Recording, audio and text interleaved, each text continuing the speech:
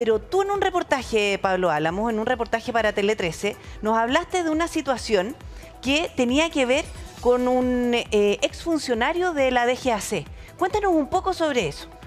Oye, estábamos haciendo memoria con Juan Bustamante, con quien hicimos el reportaje, de cuándo habíamos empezado a tratar de indagar en esta historia. Y la verdad que lo hicimos hace cerca de 1 año y medio, cuando estábamos mirando y viendo esta posibilidad de que delincuentes estuvieran trasladando droga en pequeñas avionetas a lo largo de Chile, no necesariamente traerla de afuera hacia adentro, sino que allá estando adentro, trasladarla en aviones. Y fue ahí cuando nos llegó un dato. Ojo con Calama, nos dijeron. Ojo con Calama, ¿por qué? Porque nos hacen ver un procedimiento. De diciembre del 2023, pauta de comunicaciones, autoridades, subsecretario, general director, entre otras. Y en las imágenes del allanamiento aparecía una casa bien particular, pero que en ese minuto no se dijo absolutamente nada de a quién correspondía esa casa. Que Carabineros allanó con GOPE, con OS7, entre otras, ¿cierto? Resultó ser de un funcionario público, resultó ser una casa fiscal, resultó ser una casa del Departamento de Bienestar de la FACH. Todo el aparato. En donde se encontró pistola, droga, munición, un fusil con apariencia de fuego, pero que se tuvo que determinar. O sea, mira, reportajes Tele 13 a propósito de lo que nos está contando Pablo. Funcionario de la DGAC y sus vínculos con el tren de Aragua. Fue condenado a 5 años de cárcel. Esta historia la presentó Pablo Álamo y Juan Bustamante en Tele 13 el día... hace 2 noches, el domingo, ¿no? El domingo de la noche. Por favor, véalo porque es realmente insólito. Si esto hubiese ocurrido en Santiago, quizás cuántos días seguidos habríamos estado hablando al respecto. Ay, Dios mío, santo. Cuidado, mira cómo. Nada, la perdida. Uy, Dios mío. A esto sí que uno lo puede llamar infernal balacera. Minutos antes, un pistolero atentó contra una comisaría en Calama, hiriendo a 2 personas. De ahí en auto se movilizó hasta el terminal de buses, donde mató a un venezolano y dejó herido a otros 3.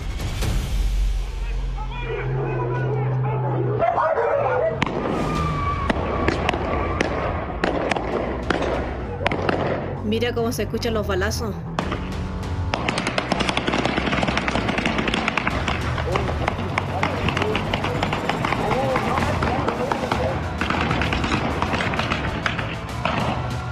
Todo era por venganza. Un criminal chileno cobró por la muerte de su hijo, asesinato del que habría estado a cargo el tren de Aragua. ¿Pudo esa noche haber otras personas heridas? Probablemente. ¿Dónde se atendieron para no levantar sospechas? No lo sabemos con certeza, pero sí manejamos una teoría que tiene a un particular funcionario público de protagonista. Buenos días, Calama, 8 de abril del 2025, siendo las 8:30. ¿Usted desea guardar silencio o bien desea prestar declaración? Quiero declarar, señoría. Mi nombre es Raúl Antonio Alarcón Hermosilla. ¿Usted dónde trabaja? La Dirección General de Aeronáutica Civil.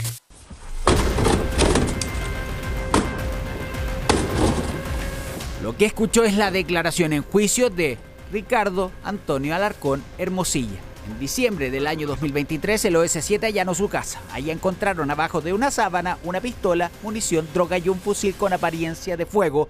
Todas cosas que, según él, un tercero dejó ahí. Hasta febrero del año pasado, Alarcón trabajó en la DGAC, donde estuvo por más de 2 décadas. Durante su carrera cumplió funciones en distintos lugares de Chile, eso como operador en salvamento y extinción de incendios, y su último lugar de trabajo fue en el aeropuerto El Loa, en Calama. Como un funcionario que, según la DGAC, tenía una hoja de vida intachable, llegó a ser condenado por tenencia de armas y tráfico de drogas en pequeñas cantidades. ¿Por qué en el juicio en su contra se habló del tren de Aragua? Hay bastantes denuncias por secuestro, por extorsión en la ciudad de Calama. Por ende, se inicia una investigación para verificar, primero que todo, víctimas, las cuales tenían miedo a denunciar por represalias, pero señalaban que lo que los extorsionaban era un brazo armado del tren de Aragua, conocido como los piratas que operaban en el lugar. Hay quienes dicen que Calama te enseña a la buena o a la mala. Las propias mujeres que están ejerciendo la prostitución conectan con gente que después puede llegar a ser víctima de la organización en otros delitos como extorsiones, amenazas y así. Es una forma de operar que nosotros sí hemos podido observar en distintos casos de acuerdo a lo que realiza esta organización. Vaya ambiente el que escogió el funcionario público para intentar hallarse, acostumbrarse a su nueva vida.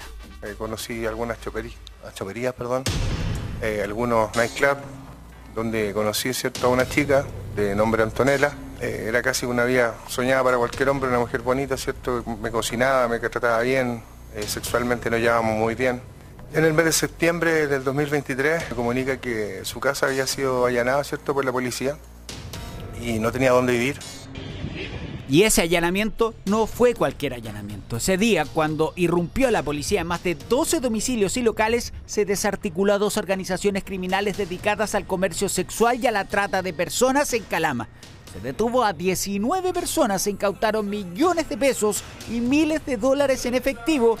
Pero pese a esas señales de peligro, al rescatista de la DGAC le pareció que era una buena idea invitar a su pareja y a otras 2 de sus compañeras de trabajo nocturno a vivir con él. Por favor, no olvide que Raúl Alarcón era hasta ese entonces funcionario público.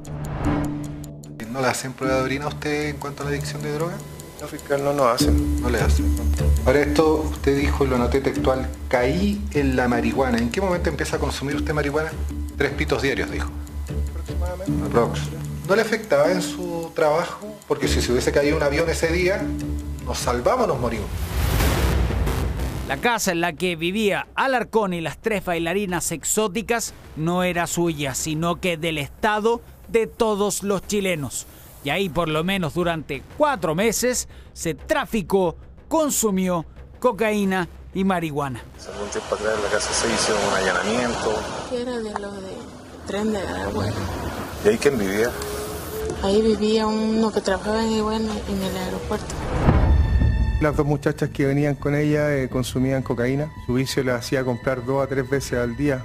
¿A quién se la compraba usted esa droga? Héctor vendía droga. Héctor vendía cocaína y marihuana. Y un día, según Raúl Alarcón, ese tal Héctor le pidió el baño para ducharse. Aseguró que fue ahí cuando su invitado, narcotraficante, dejó las armas en un closet de la casa, que ese fue su único error, confiar.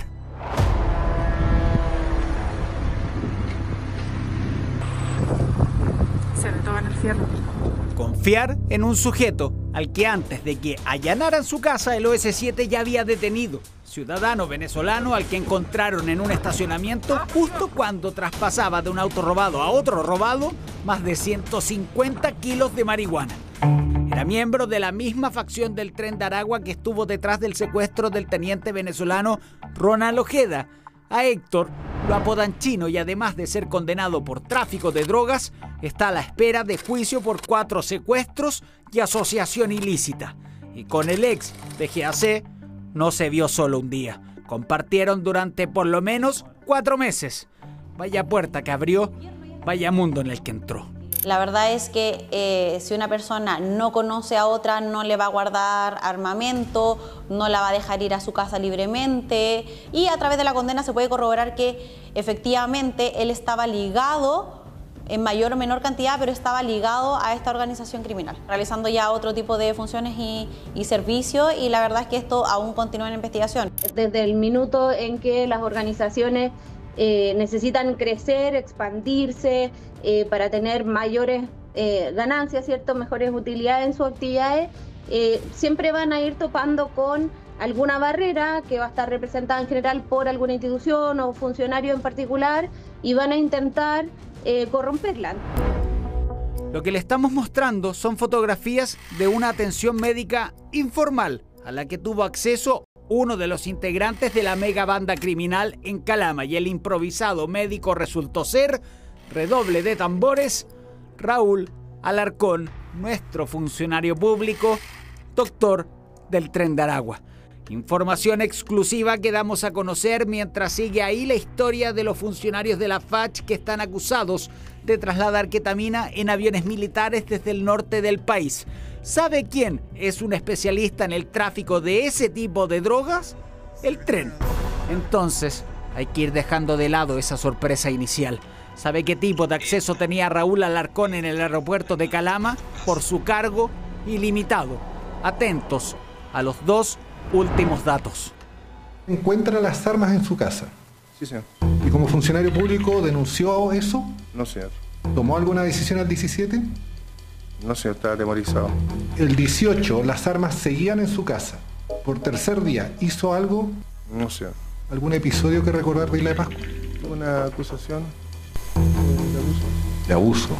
¿Mayor o menor de edad? Menor, señor. Menor de edad. Raúl Alarcón fue condenado el 2012 a 541 días de presidio menor en su grado medio por abuso sexual en contra de una menor de edad. En ese mismo fallo quedó expresa la suspensión de cargo u oficio público durante el tiempo de la condena. ¿Qué medidas tomó entonces la DGAC en su contra? ¿Lo suspendió? ¿Después lo despidió? En un comunicado expresaron lo siguiente. Respecto de otras denuncias o eventuales sentencias, la DGAC no tuvo conocimiento oficial previo. Al tratarse de causas sujetas a reserva, los sistemas de información del Poder Judicial no otorgan acceso público a su contenido, por lo que no fue posible adoptar medidas administrativas distintas o adicionales con anterioridad. O sea, siguió trabajando.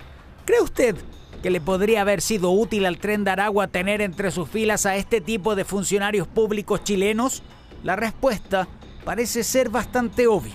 Por supuesto, también vamos a pedir una reunión con el director nacional de la DGAC para que todas las personas relacionadas a este departamento puedan ser trasladadas inmediatamente. Esto hay que limpiarlo de raíz. O sea, no puede ser que una persona que está en la DGAC, que pueda tener contacto con aviones, con revisiones, esté vinculada al Tren de Aragua. Eso es gravísimo y es por eso que vamos a llegar hasta las últimas consecuencias. Y por supuesto que son puntos estratégicos para cualquier organización criminal poder tener una persona que les colabore desde estos puntos de traslado de personas y de objetos también.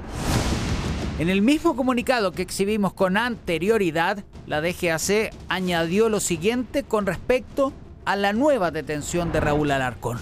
Inició un sumario administrativo. Dicho proceso concluyó con la máxima sanción disciplinaria, la destitución del funcionario. No se puede olvidar que en la región de Antofagasta, solo en lo que va de este año, se han incautado más de 18 toneladas de droga avaluadas en más de 100.000 millones de pesos. Cifra récord a nivel país. Una marca que solo indica que la región se ha transformado en un punto estratégico para el crimen organizado y donde Carabineros y la Fiscalía anotaron un hito.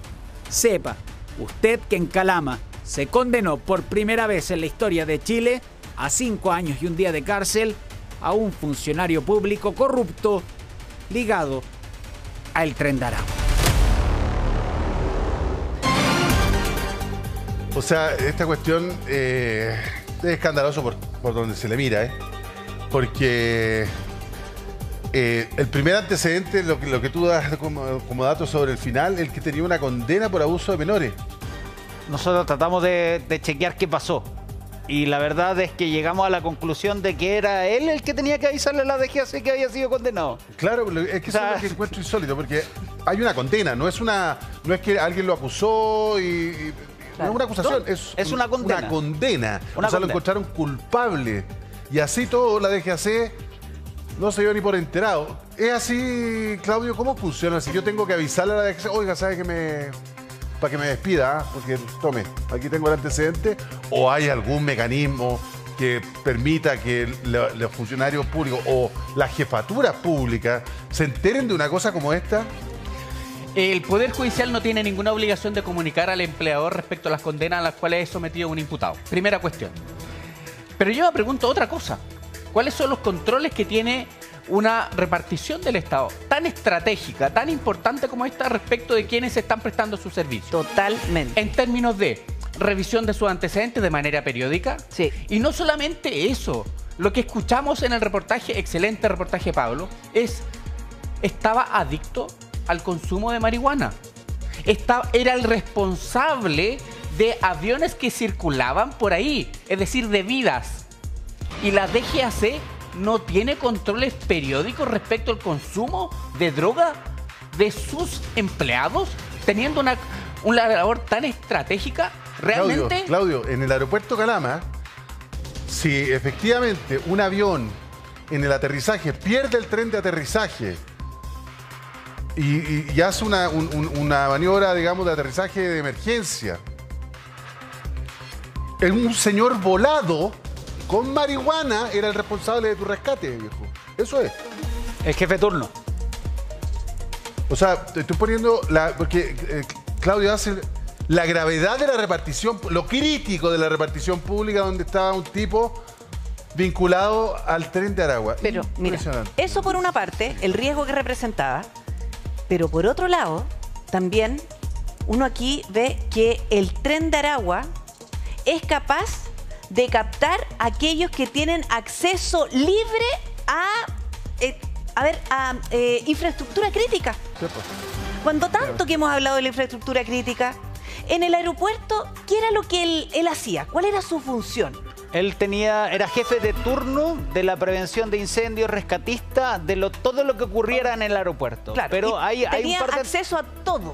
O sea, nosotros preguntamos con respecto a su tarjeta, a su credencial, qué tipo de acceso le otorgaba aquella credencial en el aeropuerto y era ilimitado. O sea, se podía acercar a los aviones, a las salas de embarque. Más allá, es como... Hablamos con personas cercanas a la DGAC y que nos explicaban que, claro, las cosas funcionan súper bien en Santiago, pero en regiones, por falta de personal, ese tipo de funcionalidad cambia, dependiendo de la disponibilidad de personas. Entonces, de hecho, incluso Raúl Alarcón, en juicio, en la declaración en juicio, el fiscal le pregunta, ¿usted tiene conocimiento con respecto a armas más allá de ser un pseudo bombero, cierto? Sí, sí tengo. ¿Por qué tiene usted? Porque a veces me toca a mí también fiscalizar a carabineros que van de viaje, ver las armas, entre otras cosas, chequear equipaje, entre otras cosas. Ah, pero esa no era su función. No, yo era bombero. Pero también la hacía.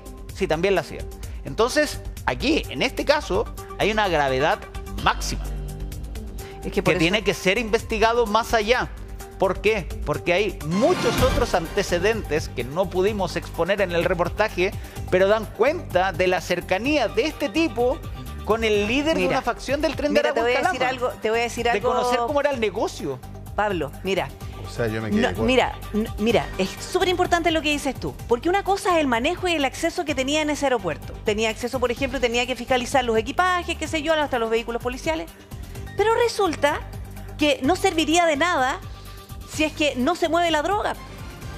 Y si una droga se tiene que mover desde un aeropuerto, hay otra persona que recibe, porque si no, no sirve de nada. Entonces, una persona que esté ahí de punto fijo y que no tenga ningún otro contacto, entonces es muy relevante en la investigación saber qué tipo de otros contactos tenía para aquí suponer. Si es que tenía acceso, por ejemplo, a las salas de embarque o el acceso al equipaje, probablemente dentro de ese equipaje o una cajita voy a subir esta mochila. Estamos hablando de ketamina.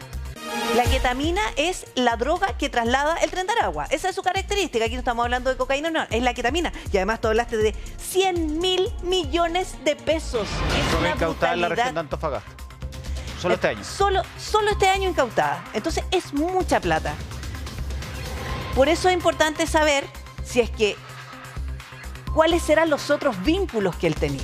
O sea, de todas maneras, son varias preguntas que uno necesariamente tiene que hacerse en el reportaje, porque claro, hoy está condenado por tenencia de armas, por tráfico en pequeñas cantidades, pero ¿por qué este sujeto se ve obligado a tener que trabajar con? Si es que no cambió su estilo de vida, no se compró camionetas más grandes, no andaba con mucha plata en efectivo. No se jactó de esa plata. Quizás una de las teorías factibles era que les debía plata. Era todo lo contrario. Y como no tengo cómo pagarte, te tengo pongo a disposición de ti lo que yo hago. Lo que yo puedo hacer por ti. Por ejemplo, sacar balas. Hacer de paramédico, de primero auxilio. Y eso no se encuentra en la primera detención, sino que con la extracción de la información del teléfono de este líder de la facción del Tren de Aragua, se dan cuenta, ¿cierto? En la foto, oye, pero mira quién está acá, po. Este es el DGAC, cosa que había omitido completamente en su declaración inicial. cosa que no se condice con, mire, ¿sabe qué? Un caballero me vino a pedir la ducha, me dijo que si podía ocupar el baño, y yo le dije que sí, ahí me dejó un bolso.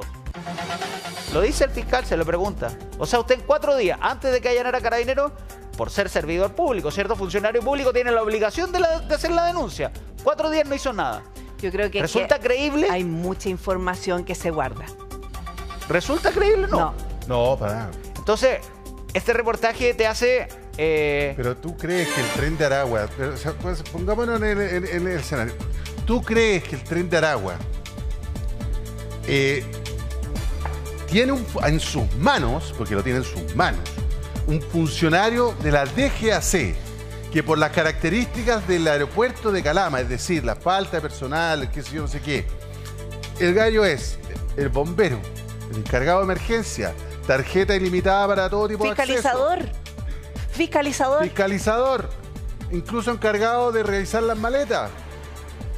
¿Tú crees que el tren de Aragua no sacó partido de eso para trasladar drogas a Santiago?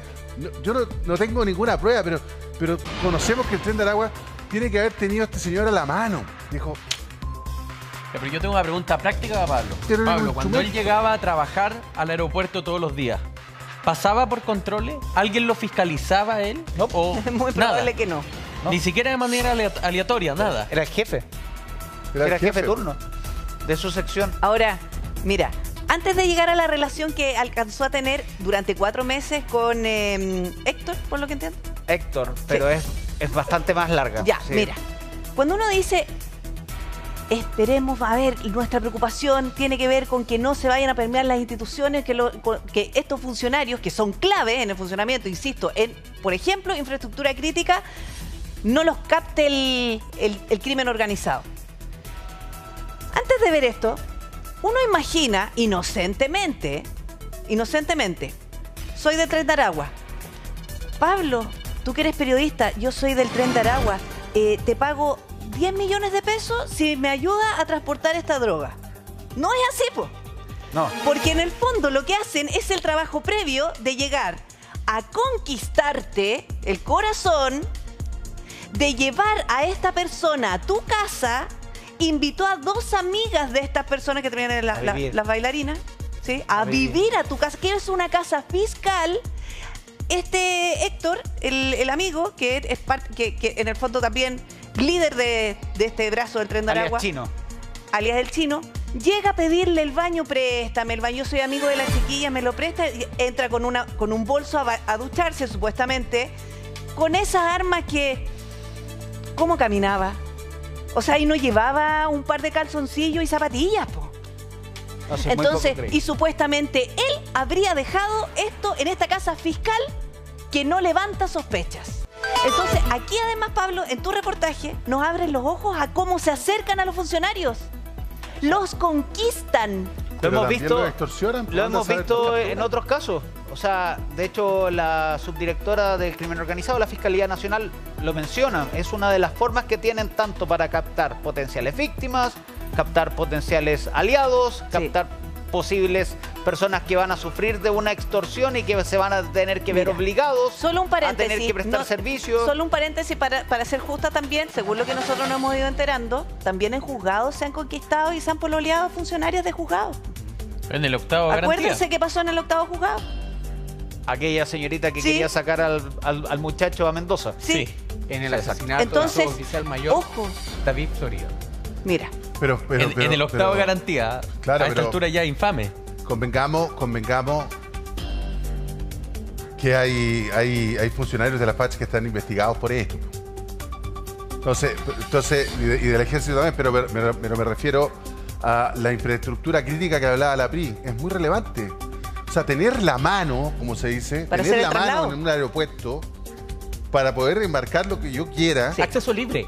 Acceso libre. Es para hacer el traslado, es fundamental. Ese es el gran negocio. Porque la droga no me sirve de nada almacenada. Tengo que transportarla y tengo que trasladarla. Y al gran mercado que es Santiago. Fundamental.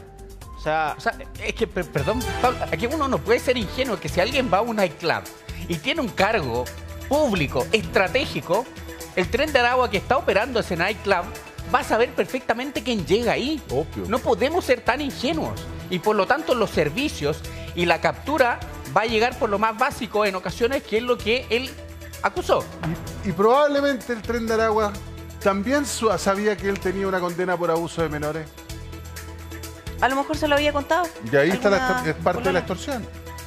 Porque cómo le abre la puerta así de la casa así tan rápido, si la cronología de todo esto es demasiado rápida. Ya, pero Repe, de todos los descriterios de esta historia, hay uno que nos dice, ¿en serio te falla el criterio? ¿Cuál? ¿Por qué? Si Antonella va y le dice, me quedé sin casa porque me allanaron mi casa, claro. Uno al menos hay una red flag. Sospecha, dice, ¿por qué le allanaron la casa a Antonella? Claro. Sí.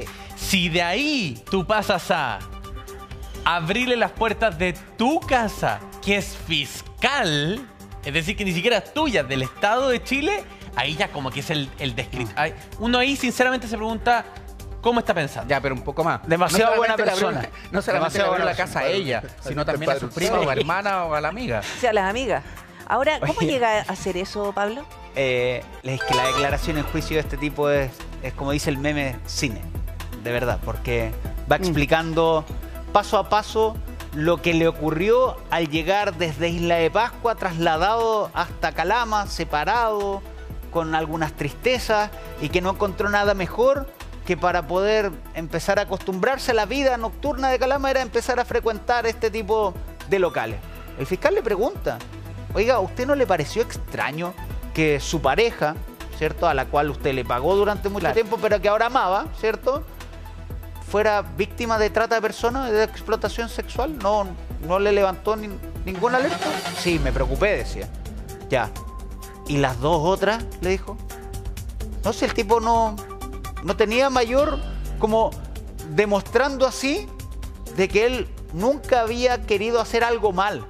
Pero cuando va avanzando en su declaración y le preguntan a usted, ese tal chino, ¿lo conocía de antes? Sí, claro que lo conozco. ¿De dónde? Es que era el que suministraba de droga a los clientes del nightclub.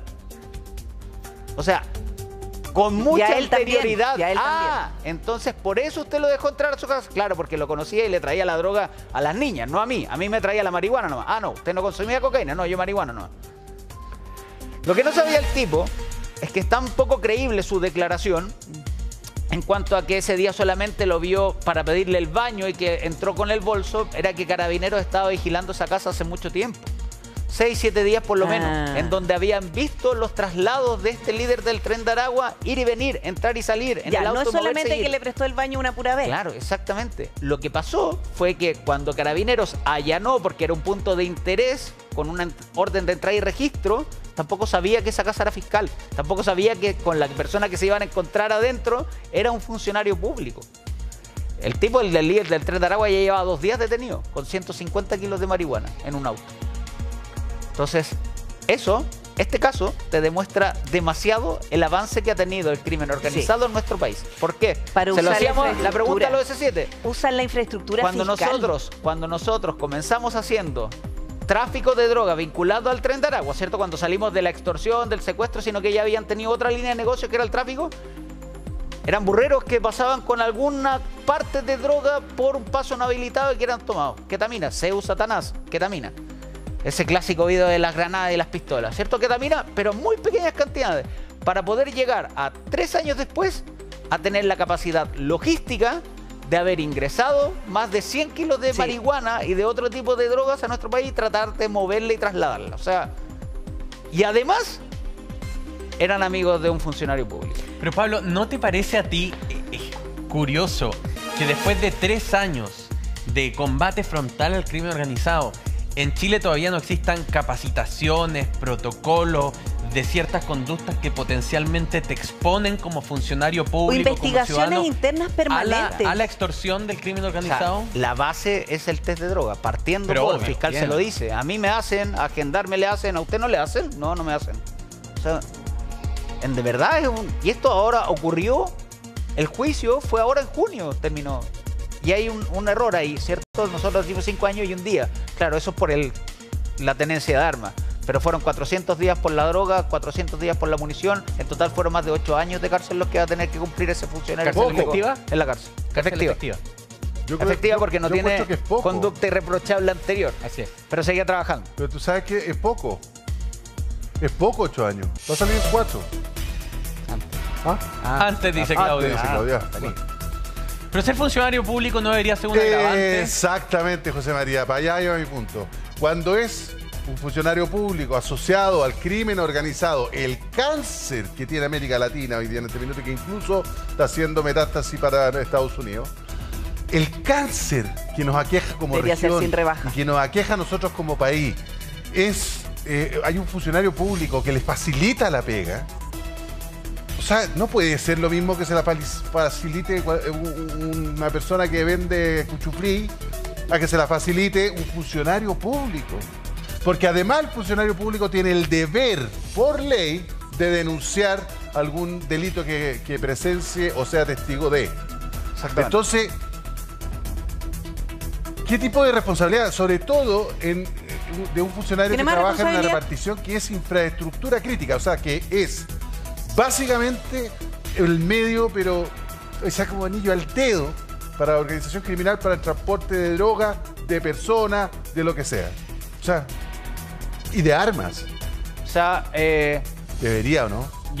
¿Se acuerdan que partí cuando les dije cómo habíamos iniciado esta investigación? ¿Por qué nos interesó esta historia? ¿Ya? Fue porque hablábamos sobre este posible traslado aéreo de droga dentro del país, ¿cierto? Sí. Claro. Yo no sé si tenemos mucha suerte o estamos leyendo muy bien las señales y los antecedentes para, después de haber dicho eso, a los meses tener a funcionarios de la FACH trasladando droga, o al menos están siendo investigados, drogas y armas, desde el norte del país hacia Santiago. Posterior a un funcionario ya también de un aeropuerto vinculado al crimen organizado.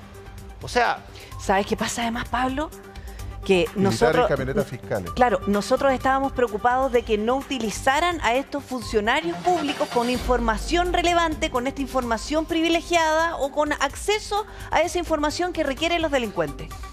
Porque aquí, así como también ocurrió con los aviones de la FACH, aquí estamos hablando que el crimen organizado utiliza la infraestructura fiscal para trasladar las drogas, para esconder las armas en una casa fiscal, para trasladar la droga desde un aeropuerto, todo normal. No es que tenga una estructura paralela, está utilizando la infraestructura fiscal, quizás hace cuánto rato y en cuántas partes.